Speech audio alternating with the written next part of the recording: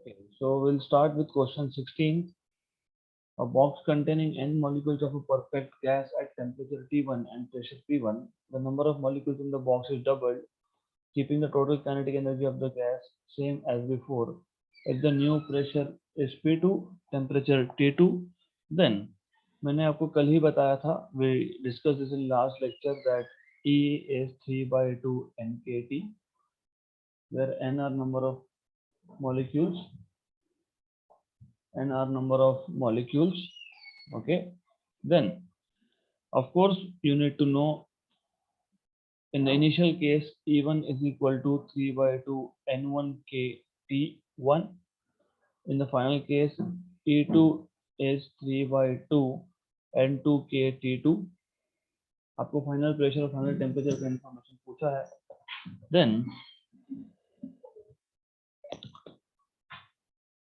और आपको बताया है कि energies are same. Number of molecules को आपने डबल कर दिया बट एनर्जी इज सेम. तो n2 is equal to 2 times of n1. Energy same थे तो E1 इक्वल टू E2. तो you can just write 3 by 2 n1 के T1. अदरवाइज यहीं से आप बोल सकते हो कि energy is proportional to n directly and also t n into t because 3 by 2 and k is constant. तो वैसा भी कर सकते थे. Anyways, so it is 3 by 2 n2 k t2, right? So 3 by 2 k 3 by 2 k cancel हो गया था. Then you had n1 t1 equal to n2 t2. मतलब यहाँ से एक रिजल्ट हमने बना के रख दिया था nt is equal to constant. Then n1 t1 n2 is 2 times of n1 into t2. तो यहाँ पे आपको मिल जाएगा final temperature T2 as half of initial temperature T1. तो ऑप्शन नंबर ए और सी तो हो नहीं सकता. You will have option number B और D. Okay, then you use this relation nt equal to constant. Okay, nt equal to constant में आप और एक चीज आपने यूज किया था. If you remember pv is equal to nkt. So pv is equal to nkt अगर हमारे पास है तो आपको मिल जाएगा nt is equal to pv by k. pv by k. So you will have, और k भी constant है by the way, doesn't matter. pv by k is constant मतलब pv is constant. इसका मतलब p1 v1 equal to p2 v2 ऐसा आ जाएगा. You are supposed to find out final pressure. Volume change नहीं हुआ क्योंकि बॉक्स तो सेम था. we did not change the box मतलब वॉल्यूम चेंज नहीं होगा, सिर्फ प्रेशर जो है वो चेंज होने वाला था. But you find pressure is also same, right? So option number B was the correct answer. Next question. Ideal gas is initially at temperature T and volume V.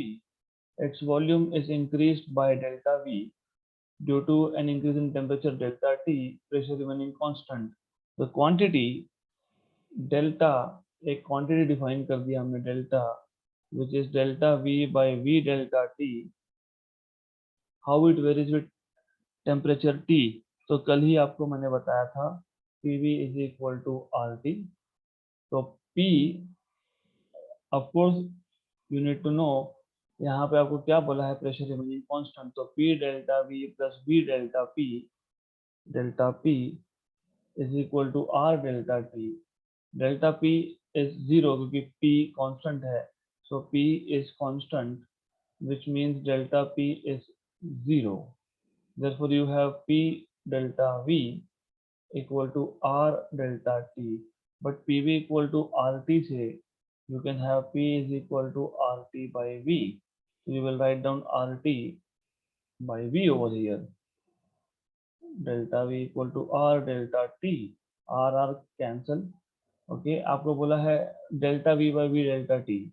So delta V by V delta T is 1 upon T basically.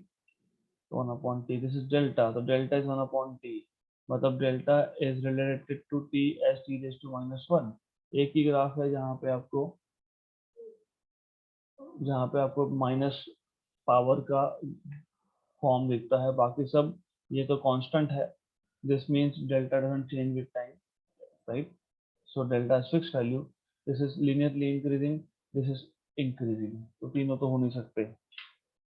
Then we saw question number 18, carbon dioxide is a triatomic gas, mean kinetic energy of 1 gram will be, so you should remember formula for energy in terms of moles and in terms of degree of freedom, and F by 2 n kT या kT ये मुझे पता, kT, so kT, okay, this is what you should know. Now आपको 1 ग्राम बोला है, तो number of moles is mass upon molecular weight F by 2 kT. तो इसको हमने सॉल्व किया था, we got 7/88 if I'm not wrong. तो F is 7, M is 44 और small m is 1, तो 1/44 7/2 kT, तो ये आ जाएगा 7/88 kT. तो forget about n over here. Next question. यहाँ पे in this question you made a lot of mistakes with R. आपको 1 mole of a monoatomic gas दिया है which is undergoing process from A to B, PV diagram दिया है, specific heat पूछा है आपको। जब स्पेसिफिक हीट पूछा हो तो स्पेसिफिक हीट निकालना होता है, specific heat constant volume constant pressure कुछ नहीं बताया, और कांस्टेंट वॉल्यूम कांस्टेंट प्रेशर हो नहीं सकता क्योंकि ग्राफ आपको बता रहा है कि pressure and volume both are changing, right? So what we did in this question was, first of all, you need to know exact formula of what you're supposed to do. You need to know thermodynamics का पहला law, delta Q is equal to delta U plus delta W. Then you need to know that CV is delta Q by N delta T. N number of moles 1 बोला है ऊपर, so for 1 mole of a gas you have delta Q by delta T as C for N equal to 1. Then you can write down C is equal to delta Q is delta U plus delta W by delta T. Then work done हमने area under the curve से निकाला था, तो area under the curve, if you remember, area of triangle and area of rectangle, this was 3 V0 P0, this was 6 P0 V0. So work done can be found out by area under the curve, area under the curve AB, which happens to be 9 P0 V0 total area. Then you were supposed to find out delta U, and delta U कैसे find किया था हम लोगों ने, it was n CV delta T. N is 1, CV is for a monoatomic gas 3/2 R delta T. Delta T कैसे find करोगे, delta T is temperature at point B minus temperature at point A. Temperature कैसे find करेंगे हम लोग, PV by R, because PV is equal to nRT, n की value 1, so PV is equal to RT, so T is PV by R, right? So to find out temperature you will say PBVB by R minus PAVA by R, right? तो यहाँ से आपको PB की value मिल जाएगी 4P0, VB की value मिल जाएगी 4V0, तो 4 into 4 16 P0 V0 by R minus PA is 2P0 and VA is V0. So this will be 2P0 V0 by R. So this is 14P0 V0 by R. Right? This is what you have. So now this delta T you put here in this equation, okay, and you find out what is delta U. So delta U आपने find किया था, if you remember. This is 3/2 R. This is 14 P0 V0 by R. Cancel, cancel. 1 the 7 the 7 the 21. 21 P0 V0. C was delta U plus delta W. Delta U is 21 P0 V0 and delta W is 9 P0 V0 by delta T, right? By delta T.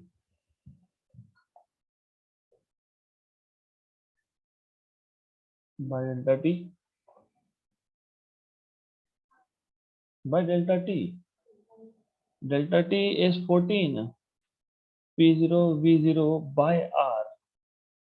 This is 30 P0 V0 upon 14 P0 V0 और ये R ऊपर cancel 15 by 7 R. 15 R by 7 option number B. This is how we solve this question, right? So next question, the total kinetic energy of all the molecules of helium having a volume V exerting a pressure P is 1500 joule. The total kinetic energy in joules of all the molecules of N2, so there is a gas N2, there is gas helium, okay, having the same volume exerting a pressure 2P. तो यहाँ का volume जो है that is V, pressure is 2P, यहाँ का volume V, pressure is P, okay. Total energy here is 1500 joule. Here आपको पूछा है एनर्जी पूछा है, you are supposed to find out energy basically. तो ये वॉल्यूम है, ये प्रेशर है, ये एनर्जी है, एनर्जी आपको फाइंड करना है, राइट। तो फर्स्ट ऑफ ऑल वापस एक बार क्वेश्चन समझ लो, total kinetic energy of all the molecules of helium जिसका वॉल्यूम V है, प्रेशर P है, is 1500 joule.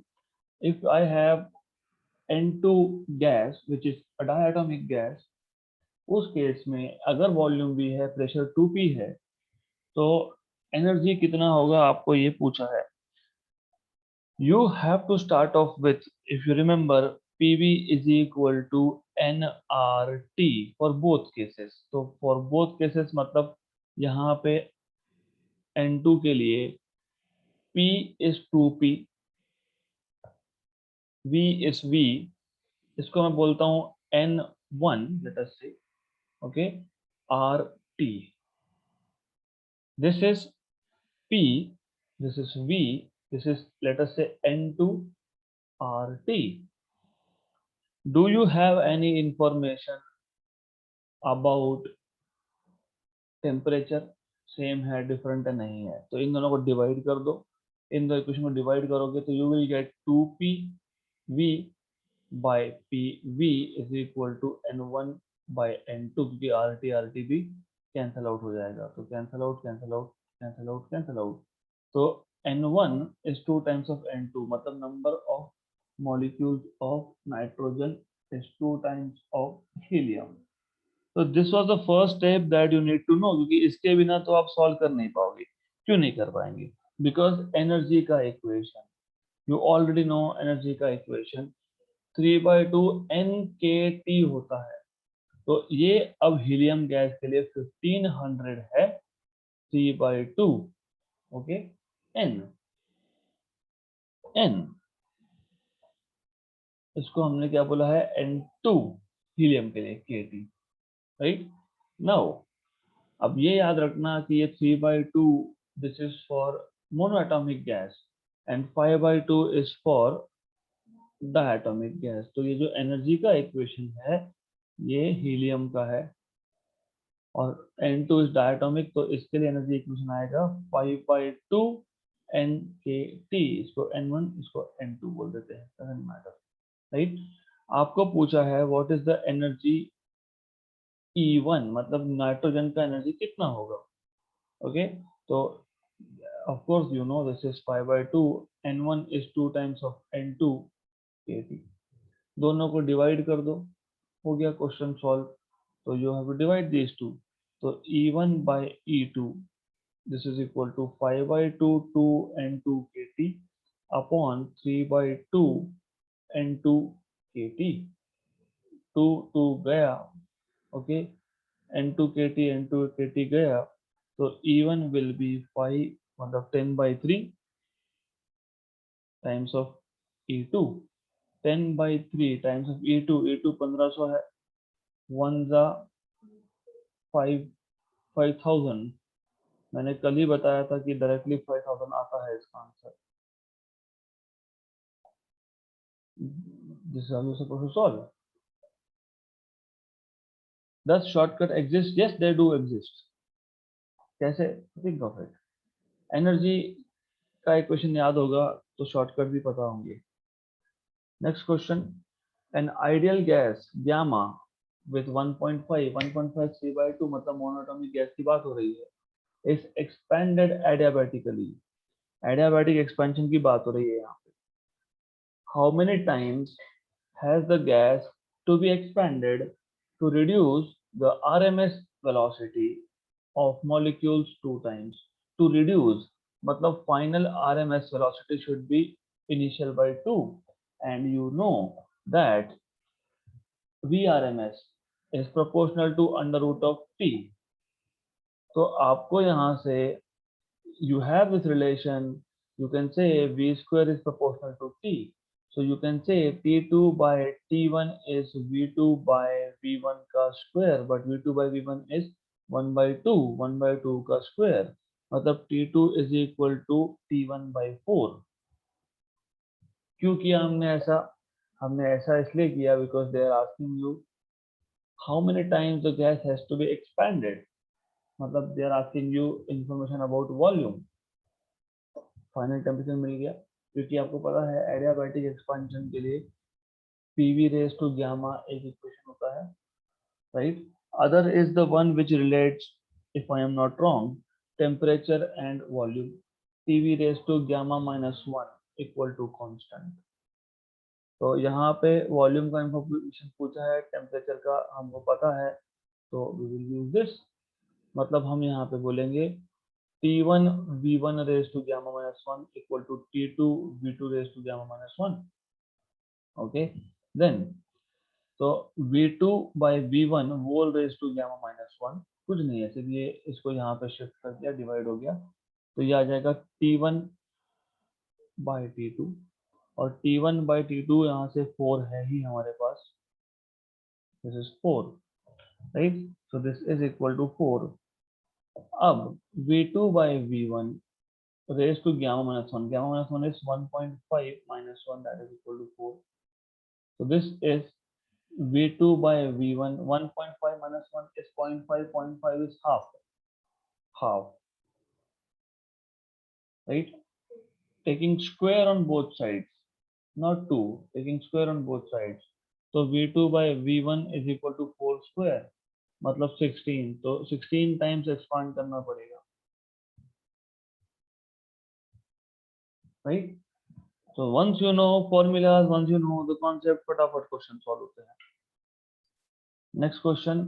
A closed vessel contains 8 gram of oxygen, 7 gram of nitrogen. The total pressure is 10 atm at a given temperature. If now oxygen is absorbed by introducing a suitable absorbent, the pressure of the remaining gas in atm will be. तो ये पता होना चाहिए कि यहाँ पे delta थोड़ा लगेगा. Total pressure is sum of partial pressure, मतलब pressure due to oxygen plus pressure due to nitrogen. इसको 2 बोल देता हूँ, right? Good. And how do you find out pressure? It is, of course you should know, it is nRT by V. PV is equal to nRT है, so N1 RT by V plus N2 RT by V, right? So what you will do here is N1 is M1 by M1. क्यों? क्योंकि हमको मास दिया हुआ है in gram, तो number of moles will be mass upon molecular weight. तो RT by V तो मैं कॉमन ही निकाल लूंगा दोनों में, plus M2 by M, capital M2 RT by V, right? Good. So what you will do here is simple thing. 8 upon 32. Oxygen ये diatomic होता है, ये पता होना चाहिए, राइट? Plus 7 by 28. नाइट्रोजन भी डायटोमिक होता है, ये पता होना चाहिए, right? So this is 1 the 4 the 1 the 4 the. Okay, 1 by 4 plus 1 by 4 is 2 by 4, that is 1 by 2. तो यहाँ पे आपके पास आ गया initial pressure RT by 2V, ये इनिशियल प्रेशर था, राइट। अब जब आप ऑक्सीजन को एब्जॉर्ब कर लोगे, मतलब रिमूव कर लोगे, इफ ऑक्सीजन इज एब्जॉर्ब्ड, ये आपका इनिशियल प्रेशर था, do not forget, this is initial pressure, okay. अगर ऑक्सीजन एब्जॉर्ब हो गया तो final pressure PF will be only due to nitrogen, only P2, because oxygen is no more there, okay. तो आपको मिल जाएगा just N2 RT by V, और N2 is M2 by capital M2 RT by V. So this is equal to, you will have 7 by 28 RT by V, that is 1 by 4 RT by V. This is what you are going to get. आपको पूछा है the pressure of the remaining gas in ATM will be, तो divide कर दो दोनों को, P2 by P1, P2 by P1, ये initial pressure को P1 P इनिशियल बोल देते हैं, this is P initial, this is P final, just to avoid any confusion I will just write down this as P final. So RT by 2V upon RT by 4V, तो ये 2 times आ जाएगा, right. तो 2 times आ जाएगा यहाँ पे। हम real answer में बोला है 5, if I am not wrong 5 दिया है, 5 आ रहा है, तो 5 आ रहा है, तो 5 कैसे आ रहा है? हम्म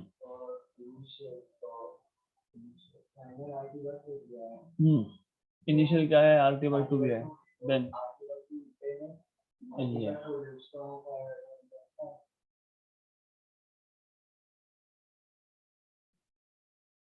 तो here final pressure is RT by 4V, this is RT by 2V, this is 1 by 2, तो रेशो 1 by 2 है, रेशो 1 by 2 है, मतलब फाइनल इज इनिशियल बाय 2 है। इनिशियल कितना बोला है?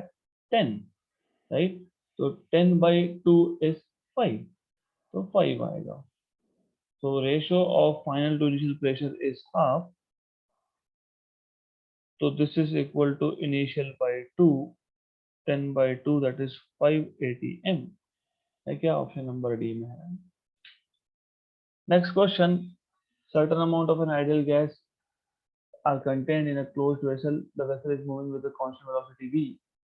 So you have a box container in which you have certain amount of ideal gas which is moving with constant velocity.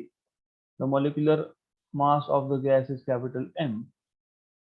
Okay. The rise in temperature of the gas when the vessel is suddenly stopped. So this was moving, container was moving with some velocity v, and then it is suddenly stopped. Rise in temperature. Why there will be rise in temperature? Because when the container is moving, तो container के पास kinetic energy है, मतलब gas के पास kinetic energy है, which is half mv²। इसको suddenly stop कर दिया, तो जो काइनेटिक एनर्जी का लॉस हुआ वो टेम्परेचर को रेज करेगा, राइट। तो this is how you are suppose to solve this, but then obviously when moving container is suddenly stopped, moving container is suddenly stopped, आपके पास जो काइनेटिक एनर्जी है, kinetic energy will increase the temperature because it will be converted to heat, will increase the temperature since it will be converted to heat. Energy can neither be created nor be destroyed. तो kinetic energy कहाँ गया? Convert हो गया to heat.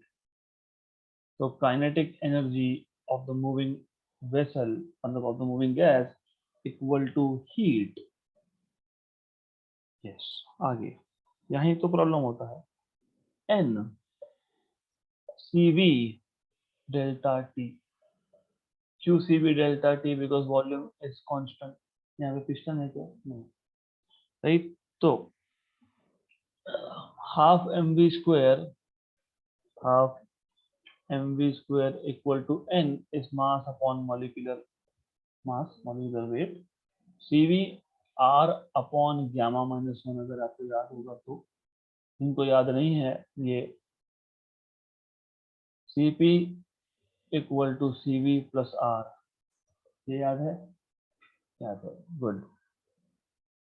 इसके बाद हमने what we did was divide by cp, तो cp से डिवाइड कर देंगे, 1 equal to cv by cp plus r by cp, right? Good. और you can also divide with CV, it's the same thing, one same thing. अगर आपको CV से divide करना है तो CV से डिवाइड कर लो, right, good.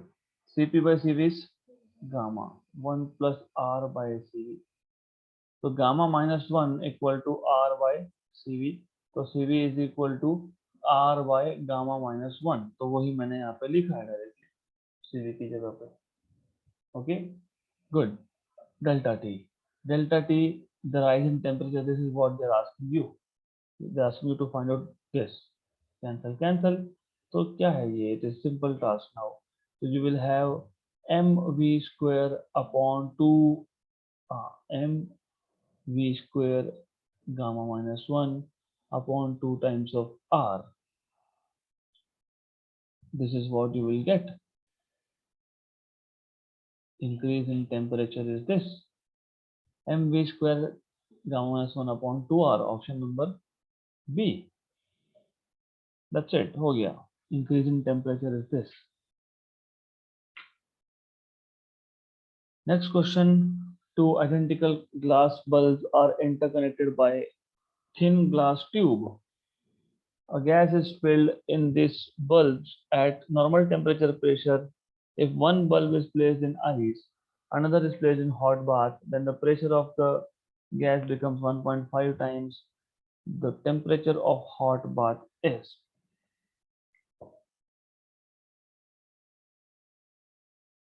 Here initial number of moles N1 in the first bulb plus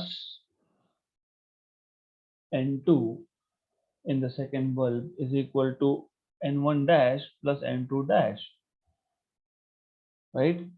मतलब जब आपने बल्ब में गैस फिल किया था, अब तक आपने आइस में और हॉट बाथ में नहीं रखा है, you just filled it, right? N1 number of moles in first bulb, N2 number of moles in second bulb, alright. फिर आपने उसको एक को आइस में रखा, दूसरे को हॉट बाथ में रखा, नंबर ऑफ मोल्स तो चेंज नहीं होंगे, total number of moles is total number of moles. Good, number of moles is PV by RT, right, तो P1 V1 bye RT1, right. Now plus यहाँ पे भी अब कंफ्यूजन ना हो, that's why what I will do is just to not have any confusion, that's it, बाकी कुछ नहीं है, अदरवाइज दोनों का प्रेशर और वॉल्यूम सेम होगा। और सिर्फ the only thing here is that a gas is filled in this tubes at NTP, उसके बाद आपने एक बल्ब को आइस में रखा है, दूसरे को हॉट बाथ में रखा है, लेकिन जब फिल किया तब NT पे भी फिल किया। What is normal temperature? 273। तो जब पहले बल्ब को फिल किया था तो ये इक्वेशन बनेगा PV बाय RT, करेक्ट। जब दूसरे बल्ब को फिल किया तो भी यही इक्वेशन बनेगा। दिस इज क्लियर, क्योंकि हम लोग पहले बल्ब, दोनों बल्ब को फिल कर रहे हैं, उसके बाद हम एक को आइस में रखेंगे और दूसरे को हॉट बाथ में रखेंगे। और प्रेशर कितना हो गया? 1.5। ये करने के बाद बोला है ना, द प्रेशर बिकम्स 1.5, तो 1.5 P, वॉल्यूम तो चेंज नहीं होने वाला, V अपॉन R। अभी ये जो है ये पहला कंटेनर, पहला बल्ब है, उसको आइस में रखा। What is temperature of ice? 0 क्या? हाँ, तो केल्विन में 273, राइट। प्लस सेकेंड का 1.5 PV by R T dash, यही तो फाइंड करना है। इसको आर टी बोलो तो भी चलेगा, यही तो फाइंड करना है आपको। अब क्या क्या जाएगा? You can see on the left hand side you have 2 PV by 273 R, and on the right hand side you can take out 1.5 pv by r as common। पहले में बचेगा 1/273, दूसरे में आएगा 1/t। pv r cancel, right? So you will get here, from here, 2 by 273 equal to 1.5 is 3 by 2, 1/273 plus 1 by t। इसको solve करो and you will find out correct answer। So this is nothing but 4/273 into 3 minus 1/273 equal to 1 by t। Okay, तो 4 into 273 minus 3 into 273, मैं सिर्फ cross multiply कर रहा हूँ, upon 273 square into 3, this is 1/t, क्योंकि ये multiply होता है दोनों टर्म्स क्रॉस मल्टीप्लाई में, right? So this is why you get, and I mean of course you can also do calculations in a simple way। Simple तरीका भी है calculations करने का। so this is simple। 4 में से 3 गए, मतलब ऊपर से 273 बचेगा, ऊपर सिर्फ 273 बचेगा, नीचे 273 का स्क्वायर मल्टीप्लाइड बाय 3 है, ये और ये कैंसिल हो गया, तो 1/t। तो आपको t मिल गया 273 इंटू 3। 273 इंटू 3 को 250 इंटू 3 कर लेना, 750 हो गया। 273 करना था, हमने क्या किया, 250 किया, 250 इंटू 3 किया, मतलब कितना आ गया, 750। बचा हुआ 23 इंटू 3, 46 प्लस 23, 69। 750 में 69 ऐड करोगे तो 819, 819 केल्विन है ये। Yes, this is 819 kelvin. Degree में कन्वर्ट करोगे तो 546 आएगा, 273 माइनस करोगे, आ गया option number D. Option D ही होना चाहिए, डी ही है। You can do the way you want to do calculations। Okay, so it doesn't matter if you want to do calculations some other way, that's okay। Next question: an ideal gas having molar specific heat at constant volume Cv, it is undergoing a process where temperature is varying as T0 e raised to alpha V, where alpha is constant, V is volume occupied by the gas। The molar specific heat of the gas, molar specific heat of the gas for the given process as a function of volume is given by। एक बार अच्छे से question को वापस से समझ लो। आपको ideal gas दिया है जिसका molar specific heat at constant volume Cv है। It is undergoing a process in which temperature is varying as T0 e raised to alpha V, where alpha is just a constant, V is volume of the system। Molar specific heat पूछा है आपको as a function of volume, तो you have to start off with thermodynamics का पहला law.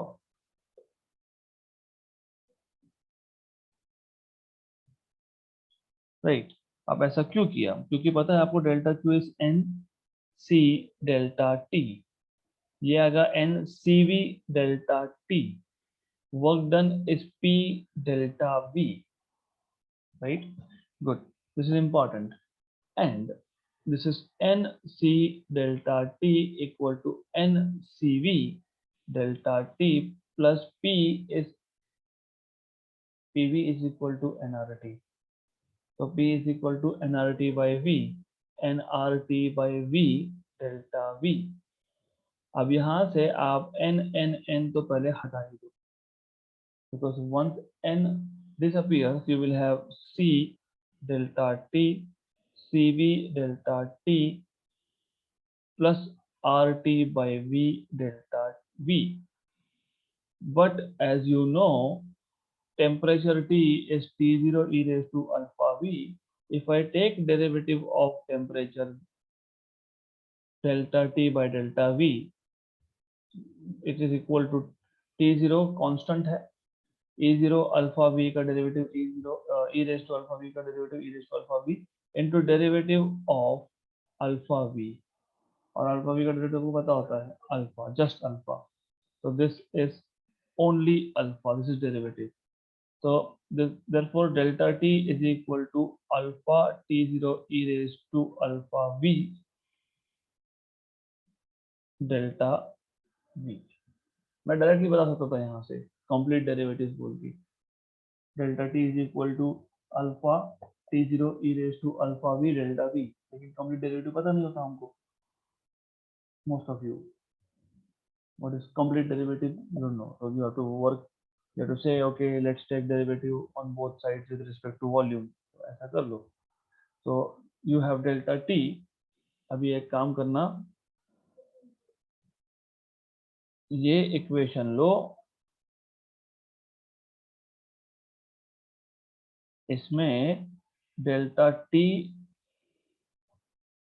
Substitute करो. और by the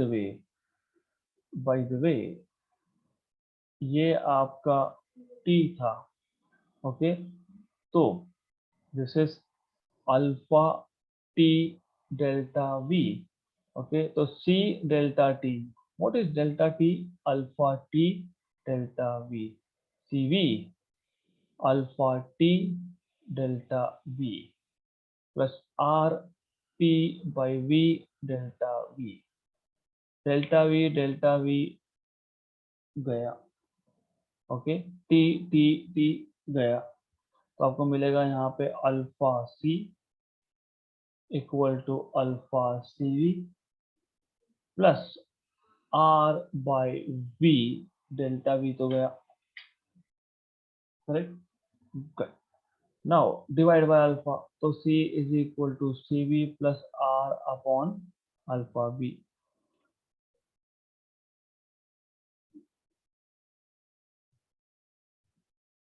option number B, C V plus R by alpha V. This is what you will be getting. Two cylinders A and B fitted with piston contain equal amounts of an ideal diatomic gas at 300 Kelvin. The piston of A is free to move while that of B is held fixed. दो cylinder है A and B fitted with piston, both contain equal amount of ideal diatomic gas. Ideal diatomic gas मतलब gamma value 7/5, मतलब CV value 5/2 R. Okay, CP value 7/2 R. Good. Okay, piston of A is free to move while that of B is held fixed. The same amount of heat is given to the gas in each cylinder. If rise in temperature of the gas in A is 30, then the rise in temperature of the gas in B is. A का piston free to move है, A का piston free to move है, तो जो heat आप दोगे that will do two things, increase internal energy and do work. दूसरे का फ्री टू मूव नहीं है, तो जो भी हीट आप दोगे it will only increase. मतलब अगर आपके पास same amount of initial same amount of gas था, दोनों इनिशियल सेम टेम्परेचर पे थे, राइट. अब एक का पिस्टन मूवेबल है, दूसरे का फिक्स है. जो जिसका फिक्स है वहां पे टेम्परेचर ज्यादा बढ़ेगा for the same amount of heat. तो ऑब्वियसली ए और बी हो नहीं सकता. Correct. You are just suppose to find out what is delta T in case of B. कैसे करेंगे? Delta Q in the first process is which process, क्योंकि क्या बोला है, ए के केस में it is free to move मतलब यहाँ पे आप बोल सकते हो कि ये आइसोबारिक प्रोसेस है, कांस्टेंट प्रेशर प्रोसेस है। ओके, यहाँ पे जो आपने डेल्टा क्यू दिया, यहाँ पे आइसोकोरिक है, because there is no change in volume, right. तो आप यहाँ लिखोगे N C P delta T, just for the sake I will write down delta T1. This is NCV delta T2. NN तो गया, नंबर ऑफ इक्वल अमाउंट बोला है, मतलब दोनों में सेम था, number of moles were same in both the cases. Okay, so delta T2 is equal to Cp by Cv times of delta T1. दोनों के दोनों आइडियल डायटोमिक थे। Cp by Cv मतलब गामा, और आइडियल डायटोमिक के लिए gamma है 7/5, और ये है 30, 1 जा 6 जा 42 kelvin. This is how you're supposed to solve this question. Simple सा क्वेश्चन था। Next question, an ideal gas is compressed isothermally until its pressure is doubled and then allowed to expand adiabatically to regain its original volume. The ratio of final to initial pressure is. This question we have already done in during regular class, but in any case, case number 1, पहला process isothermal. तो isothermal ये word सुनते से ही PV is equal to constant पता होना चाहिए। तो P1 V1 equal to P2 V2, और आपको बोला है it is allowed, it is compressed isothermally until the pressure is doubled, मतलब until P2 is two times of P1, right? From here you will get final volume, तो P1 V1 is equal to 2 P1 P2, तो P1 P1 cancel, है ना, right? तो V2 is half of initial, और यही होना चाहिए। Pressure बढ़ेगा, और उन्होंने बोला है कंप्रेशन तो है तो वॉल्यूम कम ही होगा, that is correct. This is what you get. अब इसके आगे देन अलाउड, ये प्रोसेस खत्म होने के बाद सेम सिस्टम पे एडियाबैटिक एक्सपांशन हो रहा है, तो केस 2, ये आइसोथर्मल कंप्रेशन है by the way, this is compression.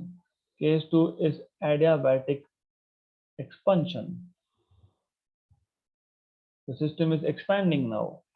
अगर एडियाबैटिक वर्ड सुना तो PV raise to gamma equal to constant.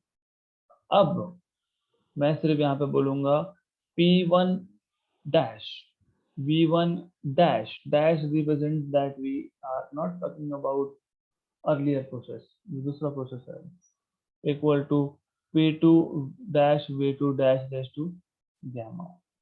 Here obviously initial volume in the second case is final in the first case which is V by 2, क्योंकि इसके आगे, और उन्होंने बोला है कि final volume is the same, same मतलब जहां से सिस्टम स्टार्ट हुआ था, V1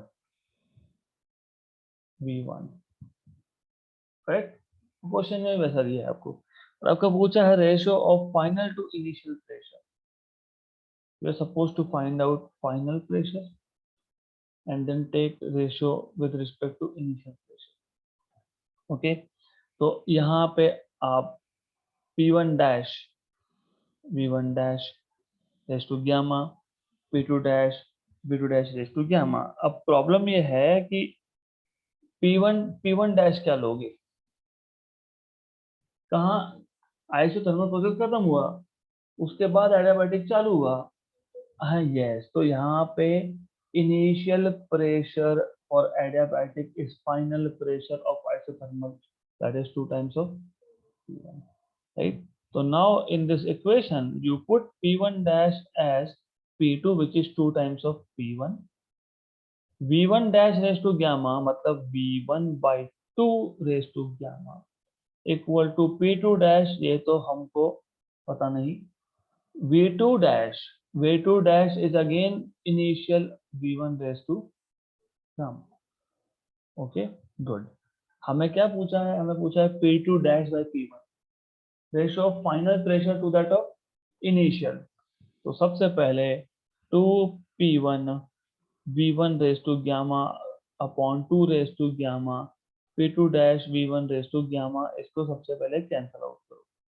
तो आपको मिल जाएगा यहाँ से, you will have 2 upon 2 raise to gamma is equal to P2 dash upon P1, मतलब P2 dash upon P1 equal to 2 raise to minus gamma, मतलब 2 रेज टू 1 माइनस गामा। कौन सा गैस था, गामा। अच्छा, गामा की value ये gamma value है 1.4, तो गामा वैल्यू है 1.4, राइट, है ना, गामा वैल्यू 1.4 है ना, यस, ओके, तो दिस इज 1.4, तो 1 माइनस 1.4, ऐसा करेंगे ना हम लोग, you see exactly 2 raise to minus gamma की वैल्यू दी हुई है, तो इस 2 को अलग रखो, और इसीलिए मैंने यहाँ पे ऐसा लिखा है, ये आ जाएगा 2 raise to minus 1.4 which is given to you 0.38, 2 into 0.38, 38 का डबल 76, 0.76, अब ये आना चाहिए 0.76:1, हो गया क्वेश्चन सॉल्व। आइसोथर्मल कंप्रेशन के बाद एडियाबैटिक, आइसोथर्मल कंप्रेशन के बाद एडियाबैटिक एक्सपांशन स्टार्ट हुआ है, तो ये चीज ध्यान देना। An ideal gas at a pressure of 1 atmosphere and temperature of 27 degree is compressed adiabatically until its pressure becomes 8 times the initial pressure. Then the final temperature is, आपको क्या दिया है, आपको बोला है an ideal gas at a pressure of 1 atmosphere मतलब P1, temperature T1 27 degree Celsius मतलब 300 kelvin, is compressed adiabatically until its pressure becomes 8 times of initial pressure. This is what is given to you. Final temperature T2 पूछा है, मैंने कल ही बताया था कि आपको एडियाबैटिक के लिए पीवी का relation PV raise to gamma पता होना चाहिए, टीवी का relation TV raise to gamma पता होना चाहिए, टीपी का रिलेशन पता होना चाहिए। Do you remember relation of T and P? 1 minus, एक minute, do not fight on this because it is the same thing. What you are saying is this with a negative sign. अगर आप ऐसा लिखोगे equal to constant, ये भी सही है। अगर आप p raise to minus gamma p raise to gamma minus 1 लिखोगे तो ये भी सही है।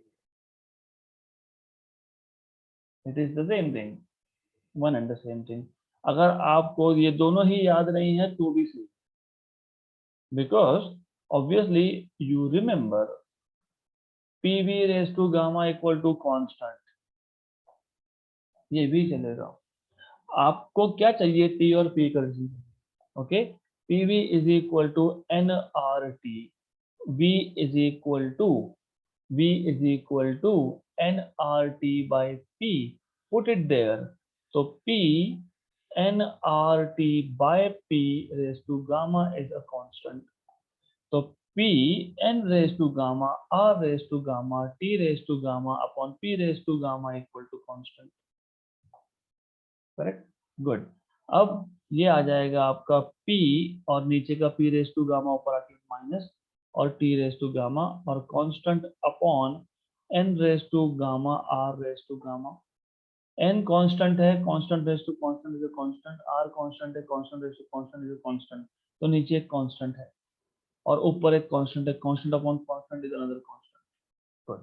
तो ये आपको मिल गया p1 minus gamma t raised to gamma equal to a constant, यही इक्वेशन था। इसको और एक लिखने का तरीका है, हमको क्या फाइंड करना है, final temperature. What I can do is, what you do is basically, मान लो यहाँ पे 4 स्क्वायर है, मुझे 4 चाहिए, तो क्या बोलते हो, taking square root on both sides. हमारे पास t रेज टू गामा है, हमको t चाहिए, taking gamma root on both sides. Gamma root लेना मतलब 1 बाई गामा से मतलब क्या करते हो आप, p raise to 1 minus gamma t raise to gamma whole raise to 1 upon gamma, this is what you do, equal to constant, क्योंकि constant raise to 1 by gamma is again a constant.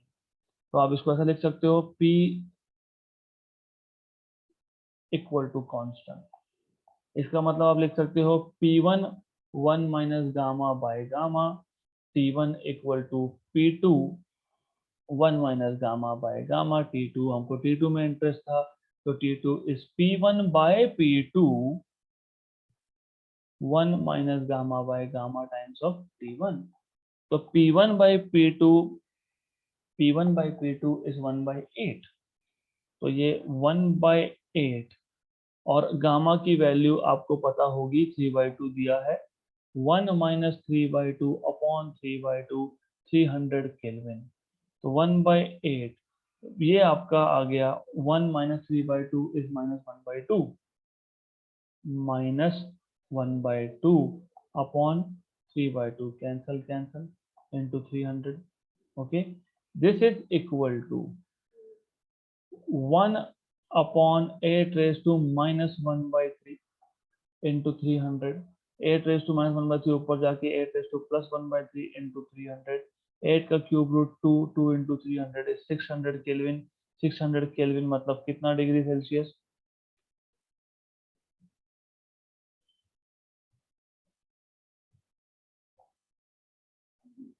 Taking too much of time, 327 होता है वो,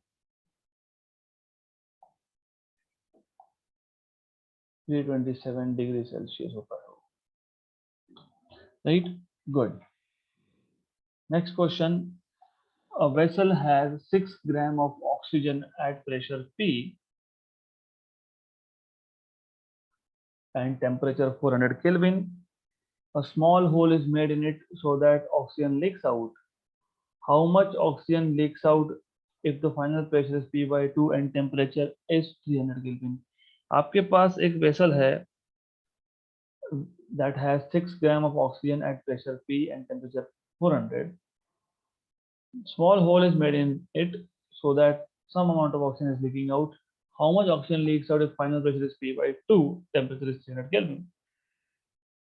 PV is equal to N R T. PV is equal to M by M R T. Okay, good. ये question को solve करने के लिए proportionality से भी कर सकते हो if you want, or if you want you can say initial condition P1V, volume तो सेम है, कंटेनर का वॉल्यूम सेम है, इक्वल टू M